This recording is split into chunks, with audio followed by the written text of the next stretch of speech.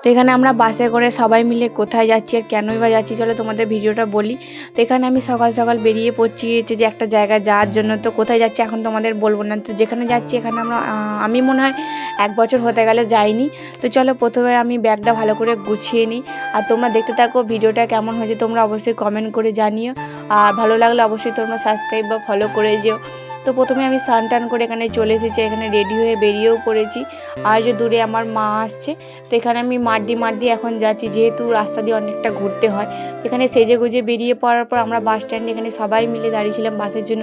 আর যে দূরে একটা গোলাপি রঙের ব্যাগ তোমরা কি দেখতে পেলে, ব্যাগটাই হচ্ছে আসল কাণ্ড আমাদের।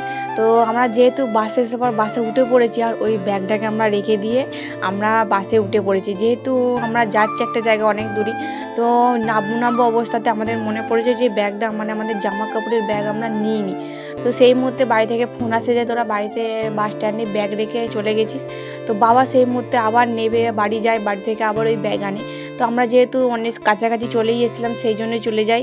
আর এখানে আমরা বাস থেকে নেবেই প্রথমে খেয়ে নিই ঘুগনি, যেহেতু খিদে পরোটা খেয়ে আমরা আবার বাসে চেপে চলে আসি মামার বাড়ি। তো অনেক দিন পরেই মামার বাড়ি আসছিলাম, সেই জন্য তোমাদেরকে বলিনি। তো ভিডিওটা দেখার জন্য তোমাদেরকে অনেক অনেক ধন্যবাদ। তো চলো, তো আমি এখানে যেহেতু জামা কাপড়ের ব্যাগ বাড়িতেই রয়েছে সেই জন্য আমরা 4টে অবধি একই জামা পরে বসেছিলাম। তো বাবা আসার পর জামা চেঞ্জ করেছি। চলো টাটা।